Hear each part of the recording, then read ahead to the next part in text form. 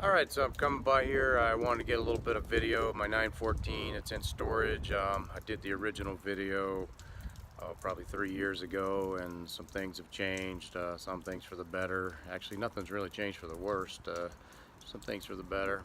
But I wanted to point out some things in that video that you couldn't see. There's a gentleman interested in this car, and so I want to make sure he's got a good fair look at it. So let's pop the door here and see this car. Unfortunately, it's 5 o'clock, it's raining, it's nasty out, it's kind of dark, and so it's not going to be a very good video, but let's see what we can take a look at here.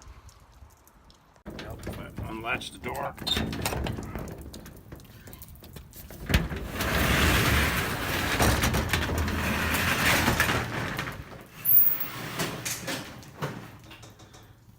Okay, pull the cover off this puppy.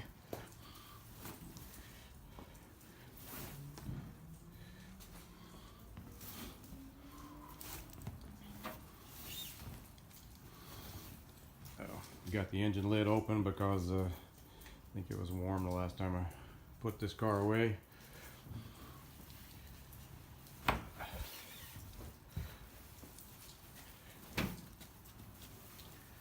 So I'm not going to edit this video, and so I'm going to not bore you too much with a lot of crappy video while I'm walking around here. But let's just take a quick look at some things. Since I did this car last, I got to get around the other side. Since I did the video last, I had the engine out of this car, and let me see if I can figure out how to get the flash to come on this camera.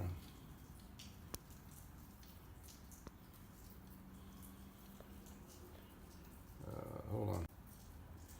Alright, so now I've got the light on.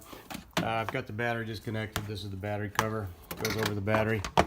Anyway, since I did the video, I took the engine out of this car, and it was supposed to be a weekend deal. I think I had it out for about 5 or 6 weeks, and I wound up taking everything off of the engine except the cylinder heads and the transmission, and I did a lot of work on it. I'm not going to go into it, but I powder coated all the tens. I replaced most of the nuts and bolts with new hardware, things like these hoses, you know, everything was replaced new there. New alternator. The engine was a real piece of work when I got done with it. It's actually really nice looking now. You know, we can talk more about that later, but wanted to let you know that. Anyway, I talked about some rust spots on this car, and I want to make sure that you're aware of them. There's some right here around this fender. This fender had been repaired before I got the car, and the gap doesn't look very good on there, but you can see there are some small bubbles here. So there's something still going on underneath this fender that wasn't repaired correctly. But you know, I've had the car for 5 years or 6 years, and it hasn't really changed that much, those bubbles, so you know, it's not spreading badly. Also on this side of the car, I thought there was a little bubble along here. Yeah, right here by the door. You see a couple little bubbles right there. And then up here, again around this fender area, there's some bubbles here. A few in the paint here. I'm not sure if you can see those. So I wanted you to be aware of those. And also, I'm not sure if we're going to be able to see it, but there are quite a few door dings down along this side of the car. Really can't see it from this angle. Let me go back around and look at it from another angle.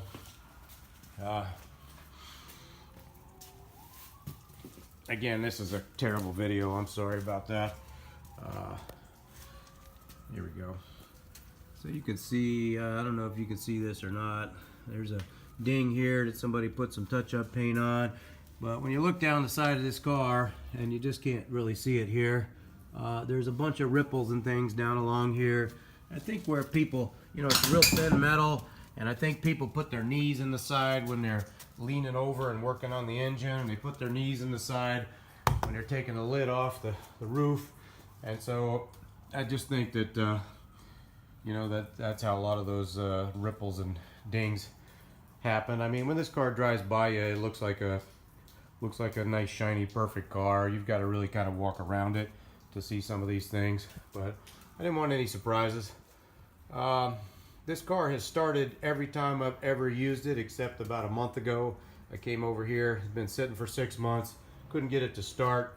Turned out that the points in the condenser were bad. I put a new points and condenser in there, I didn't have a dwell meter with me, so I set the dwell with a feeler gauge, and it starts up now and it runs, but it is running rough. You know, I had to take the distributor out in order to get the condenser off the side of the distributor, and so I really should have gone over and borrowed my brother's dwell meter and his timing light and set the dwell a little more precisely and reset the ignition timing, and it would probably run fine then.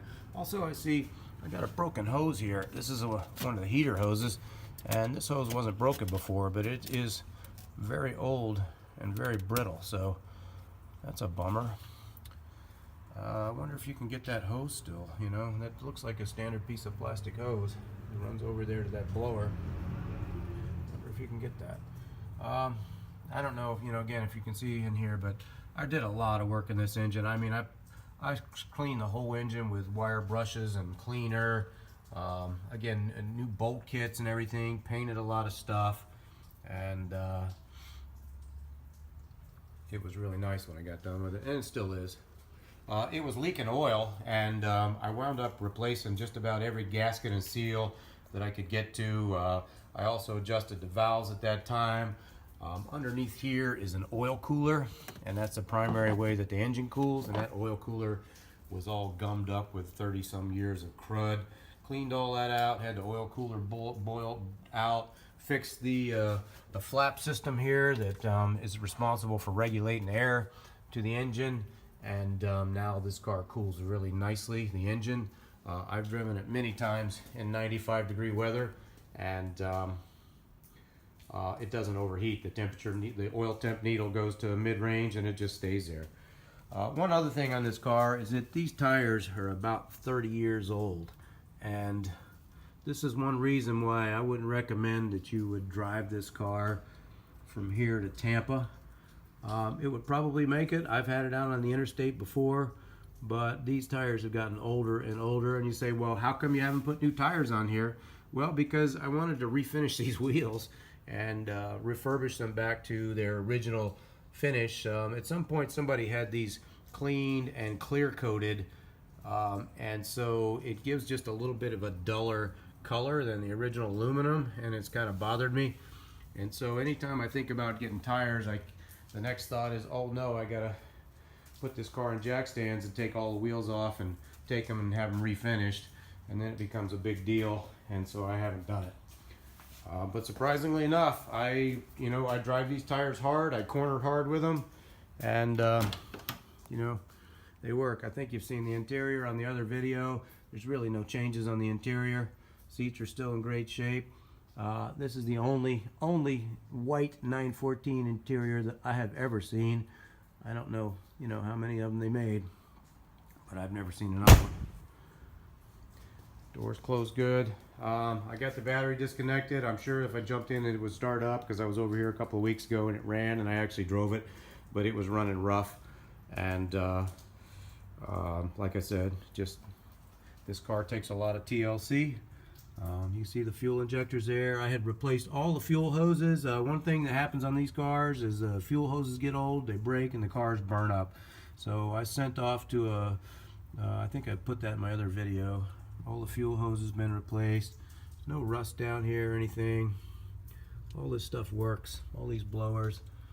An interesting story is there's a bellows on the bottom of the engine that is connected to this wire here that controls these flaps, and that bellows, as it heats and cools, it expands and contracts and causes the flaps in here to open and close, and allows air to be diverted over the cylinders. And that bellows had gone bad years ago, wasn't working, and a lot of people put in a Volkswagen part that's just cost a few dollars, but the Volkswagen part doesn't look like the original copper bellowed, it was a metal unit, but it was actually a bellows. And I found a guy online that handmade those things, and I spent probably 20 times what the little Volkswagen part that would have worked, because I didn't want to change it. And so I put that part on there. It works great, but of course it's buried underneath the tens. You'll never see it unless you take this motor out, or you crawl under there and take the tens out from below. But see if we can get in here and see anything at all. So anyway, So that's what I got to say about this car. I'm sorry, I was going to push it out of the garage today and fire it up, but it's wet out there, and then I'd have to put it away wet, and I don't feel like doing that. So everything else on here you've seen before on the other video.